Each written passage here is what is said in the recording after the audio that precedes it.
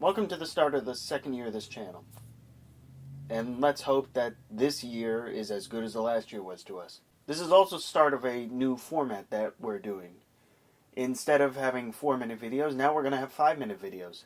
So we have more time to talk about stuff. Or rather, in my case, less stuff that I have to cut out of my videos. Seriously, there's usually like about 3 times as much footage I record than what's put in there. So this works for me. Additionally, as with the last video, we said that for the time being, we are going to go to a weekly format on Tuesdays, and that will start next week. This is because there's really not much else to talk about aside from baseball right now, and even the eternal baseball fan that I am is starting to struggle for things to talk about. So, of course, what we're talking about is LeBron James, because of course that happens. Now, before anyone says, hey, the last time you talked about basketball, Greg, it went terribly.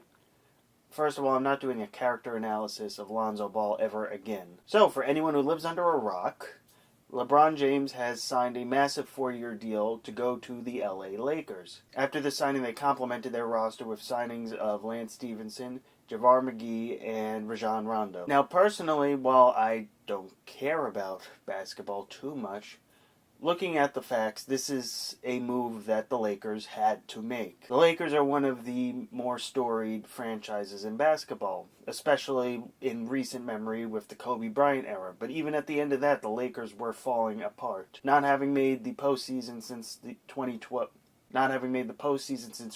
not having a winning record since 2013. And in Los Angeles, you have a lot of competition nowadays for the best sport in town. The Rams and Chargers are making very good strides back in Los Angeles nowadays, and of course, it doesn't really take much to get people energized in football, especially once their new stadium comes into play in 2020. The LA Galaxy is one of the foremost teams in the MLS League, and as soccer continues to grow in the United States, that's only going to get more important. And let's not forget, the Dodgers are coming off 1 game away from winning the World Series, and the Angels, while having their problems, still have Shohei Ohtani and the spectacle that is. So LeBron James is the Lakers' shot at being relevant again in the NBA world and the LA sporting scene.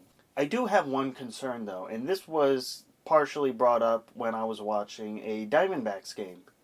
And this was the day before LeBron signed with the Lakers. And the Diamondbacks announcer said that I would love to see LeBron sign with the Lakers, only to see the entire team melt down in a media frenzy with LeBron and Lonzo Ball. And that is one of the concerns that I have. I'm always a big proponent of good team chemistry, and while LeBron brings a lot to the table, you do also have to consider who's the big fish in LA. Obviously, the answer is LeBron. That's a rhetorical question, but the Ball family might try to say otherwise. With the spectacle that they are clashing against LeBron, it'll be interesting to see, will there be an antagonistic role? Will LeBron kind of take Lonzo in as a understudy of sorts?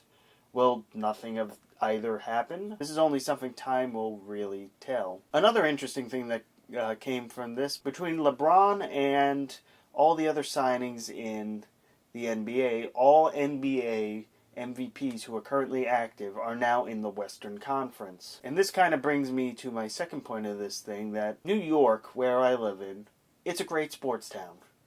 It doesn't seem to be a basketball town anymore. And I've never covered this before, but considering all the media circus around the Knicks, what with former players being ejected from the premises, meddling from the ownership, players asking to leave, and then the Nets, who, while their move to Brooklyn sparked some brief success, it's fallen down to the wayside a bit of recently. You would think that the Knicks and Nets ownership and general managers would leverage the New York market, the big fan base potential there, and the storied success of New York sports as a draw for free agents to come into the New York marketplace. Kind of like how the LA teams do their shtick. But that may be for another year or another 10. Who knows?